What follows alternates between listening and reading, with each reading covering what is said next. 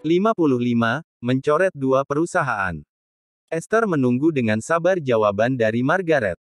Dia tidak mau memaksa Margaret karena dirinya tahu tentang kondisi wanita itu.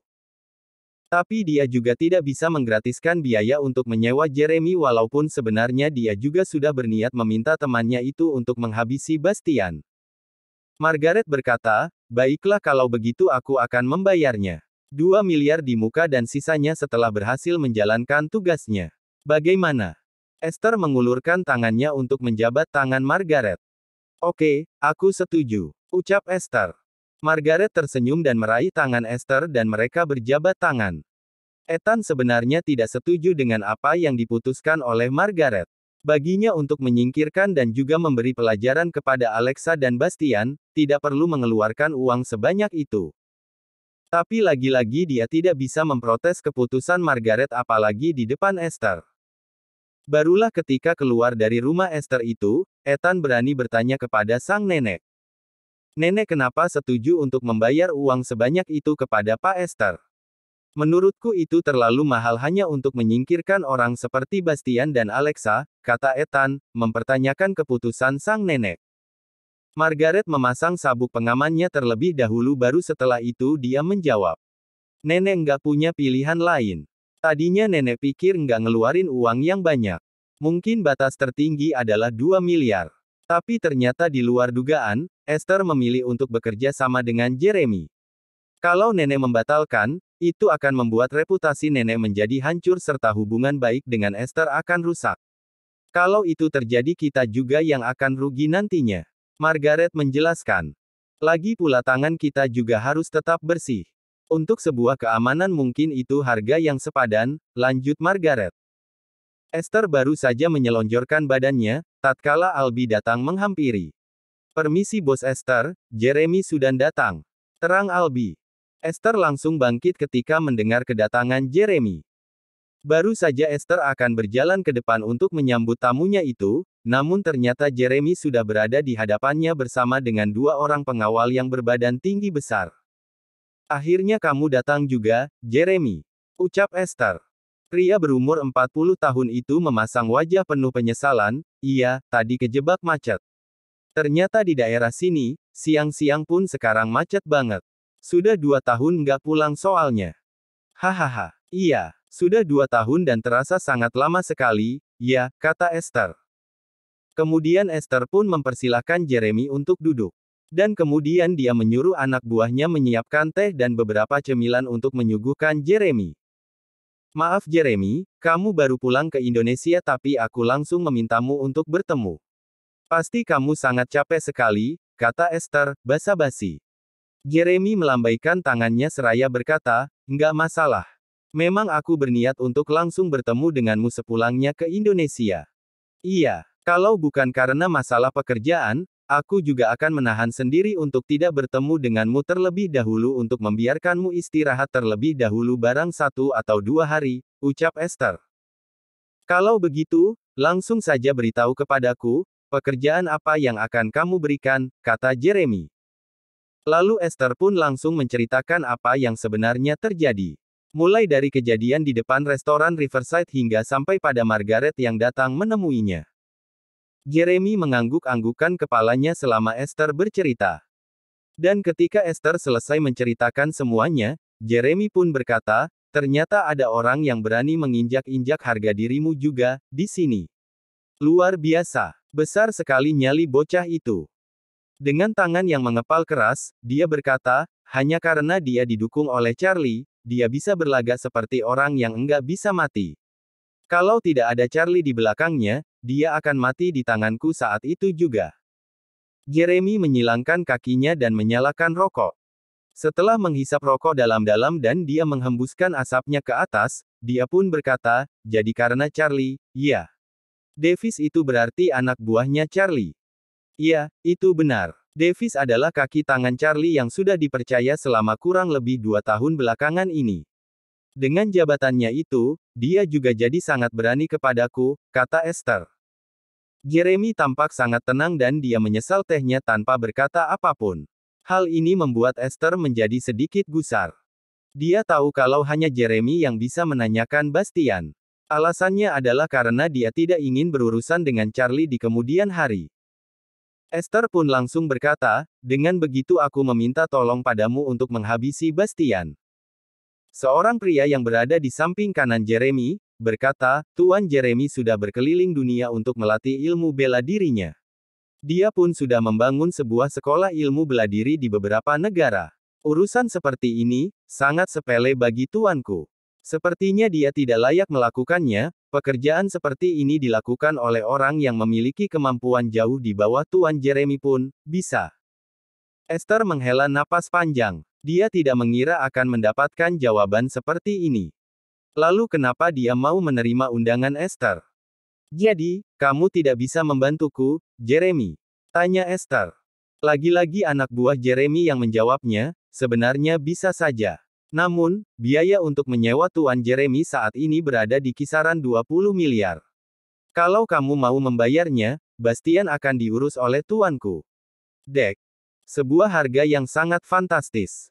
Esther pun terkejut mendengarnya.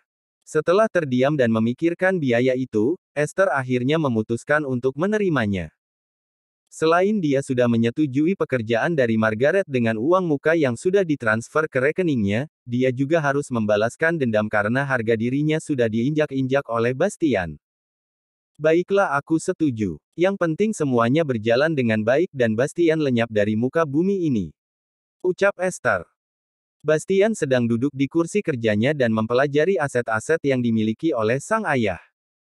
Beberapa perusahaan yang ada di Indonesia sudah dia pelajari. Namun masih banyak yang harus dia ketahui lagi. Suara ketukan terdengar, peserta kemudian pintu ruangannya terbuka dan Laura masuk dengan tangan yang membawa berkas. Pak Bastian, ini daftar perusahaan yang mendaftar pada tender kita. Silakan dicek dulu, ucap Laura. Bastian mengambil berkas itu dan melihat daftar perusahaan yang ikut dalam tender. Totalnya ada 20 perusahaan yang mendaftar kali ini. Semuanya normal saja, sampai pada akhirnya Bastian melihat ada nama perusahaan Warren Food milik James. Mereka ikut lagi, tanya Bastian. Laura menganggukkan kepalanya. Lalu dia berkata, dia baru menyerahkan proposal tadi pagi sekitar setengah jam sebelum penutupan. Orang-orang itu kita langsung memeriksa proposal mereka dan sejauh ini proposal mereka yang terbaik, jelas Laura. Bastian mengambil pulpen kenapa mencoret urusan itu dari daftar. Untuk saat ini dan ke depannya, masukkan perusahaan ini ke dalam daftar hitam perusahaan. Aku nggak mau bekerja sama dengan mereka. Seru Bastian. Laura langsung mengerti. Dan dia pun berkata, baik Pak. Aku akan memberitahu kepada seluruh karyawan. Baik, terima kasih. Ucap Bastian. Laura pun membalikkan badannya dan hendak kembali ke ruangannya untuk melaksanakan perintah dari Bastian. Namun baru 2 langkah dia menghentikan langkahnya dan membalikkan badan kembali. Dia bertanya kalau ada sesuatu yang harus dia sampaikan. Oh iya Pak, dari daftar perusahaan baru yang ikut tender, ada satu perusahaan yang cukup menarik. Perusahaan itu adalah Citra Pelangi yang dimiliki oleh anak wali kota, Devan, ungkap Laura. Bastian mengangkat kedua alisnya. Dia pernah mendengar nama itu dari Neto. Dan dia pun langsung bisa merasakan kalau perusahaan ini tidak layak untuk bekerja sama dengan perusahaannya. Kalau begitu aku akan mencoretnya juga. Bastian mengapa perubahan dan mencoret nama perusahaan itu? Laura terkejut ketika melihat Bastian mencoret perusahaan itu. Dia berpikir kalau Bastian sudah ceroboh. Pak, kenapa dicoret? Tanya Laura. 56, Jeremy bergerak. Bastian menatap Laura dalam-dalam. Kemudian dia melepaskan pelukannya dengan sedikit dientakkan ke atas meja hingga berbunyi cukup keras. Laura langsung terdiam dan menundukkan kepalanya. Memangnya kenapa kalau aku menceretnya? Tanya Bastian. Laura menjawab, Devan adalah orang yang sering membuat masalah. Apapun yang dia tidak suka, akan dia lawan. Sudah pasti dengan dicoretnya perusahaan Citra Pelangi di tahap awal, dia akan marah dan tersinggung. Aku takut dia akan membuat kekacauan di sini. Anak kemarin sore, mau membuat kekacauan di sini. Jangan harap dia bisa melakukannya. Ucap Bastian. Tapi, Pak, orang tuanya adalah wali kota Timur Jakarta. Pastinya dia memiliki kekuatan dari segala aspek yang baik, kata Laura. Bastian menggelengkan kepalanya sambil berkata, aku nggak mau bekerja sama dengan orang seperti dia. Apakah kamu mau memaksaku? Apa jangan-jangan kamu yang menyuruh dia untuk ikut tender? Pertanyaan itu langsung membuat Laura tidak lagi mempertanyakan keputusan Bastian. Bekerja sama dengan orang yang tidak disukai oleh Bastian sama dengan mencari masalah besar.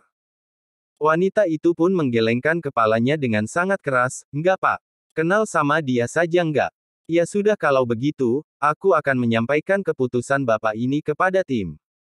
Bastian tersenyum kecil melihat ekspresi wajah Laura. Jeremy tidak membutuhkan waktu untuk beristirahat. Setelah dia mendapatkan uang muka dari Esther sebanyak 10 miliar, dia langsung bergerak bersama dengan anak buahnya ke tempat kerja Bastian. Sebenarnya keinginan dari Esther, yang sudah disepakati sebelumnya dengan Jeremy, mereka menculik Alexa terlebih dahulu. Esther sudah sangat menginginkan wanita itu. Wajah cantik istrinya Bastian, selalu bermain di pikirannya semenjak pertemuan di depan restoran Riverside. Tentu saja jika dia bisa menikmati wanita itu, dia akan sangat puas sekali. Mungkin dia tidak akan melepaskan Alexa kembali. Tetapi Jeremy bertindak lain. Dia lebih berasa untuk menghabisi nyawa Bastian dibanding harus berurusan dengan seorang wanita. Dia pun berpikir kalau untuk masalah Alexa, dia hanya perlu memejamkan mata saja dan Alexa akan berada di genggamannya. Kini, mobil SUV berwarna merah yang di dalamnya terdapat Jeremy dan dua anak buahnya, berhenti sekitar 20 meter dari area gedung perusahaan Mondih Branchen untuk mengawasi kepergian Bastian. Tuan, apa nggak masalah kalau kita menjaga Bastian terlebih dahulu? Tanya Chris, anak buah Jeremy yang memiliki tato petir di leher. Jeremy langsung memukul kepala Chris dengan cukup keras. Memangnya ada yang berani melawan dan memprotes keputusanku? Kalau ada yang melakukannya, aku nggak segan-segan untuk membunuhnya. Kesal Jeremy. Maaf, Tuan, ucap Chris.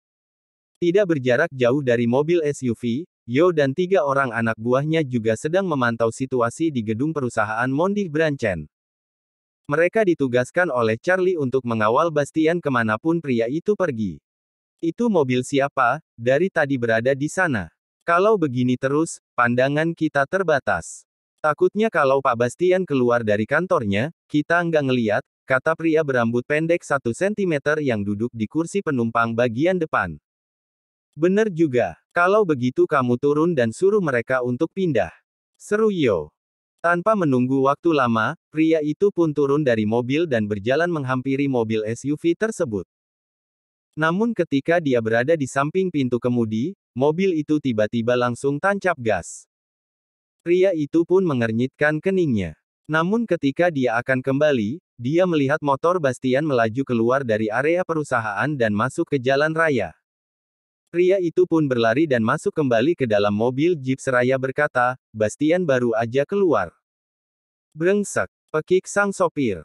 Karena pandangan mereka terhalang mobil SUV milik Jeremy, mereka pun tidak menyadari keluarnya Bastian.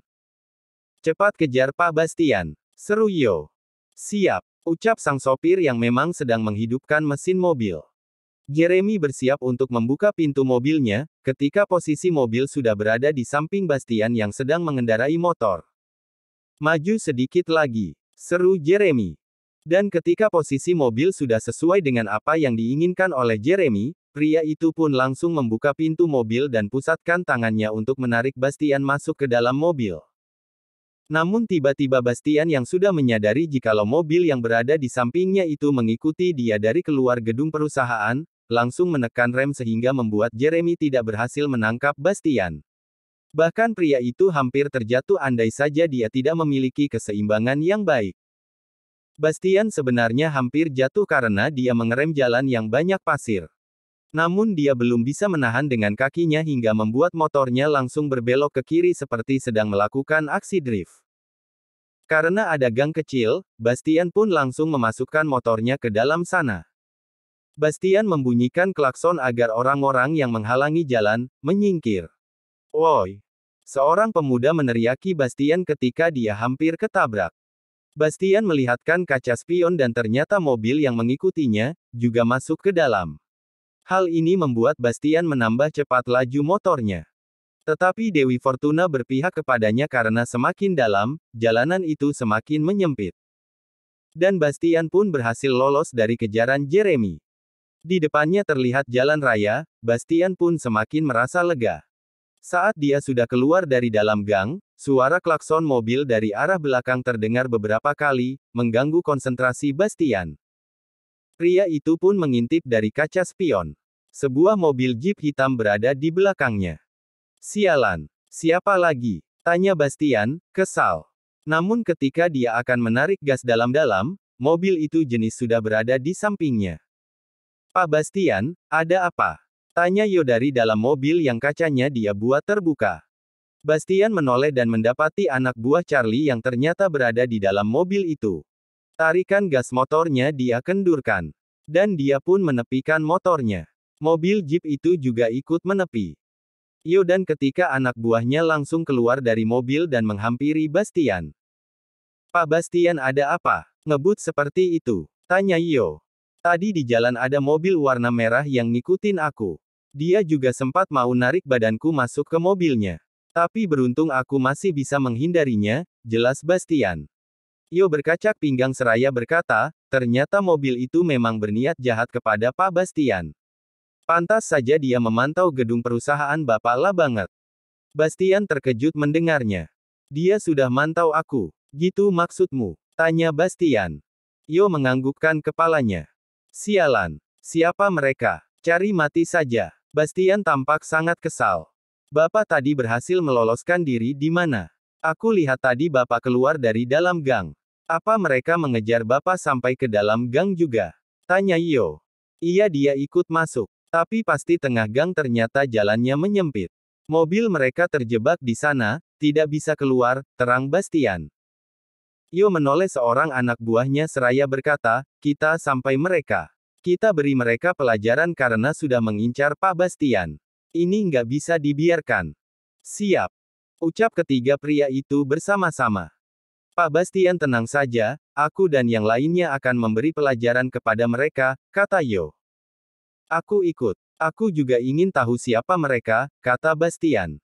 Yo menatap Bastian. Di dalam dirinya dia menginginkan kalau Bastian tidak ikut. Tapi dia sadar kalau dia tidak memiliki wewenang untuk melarang bosnya itu. Bersambung.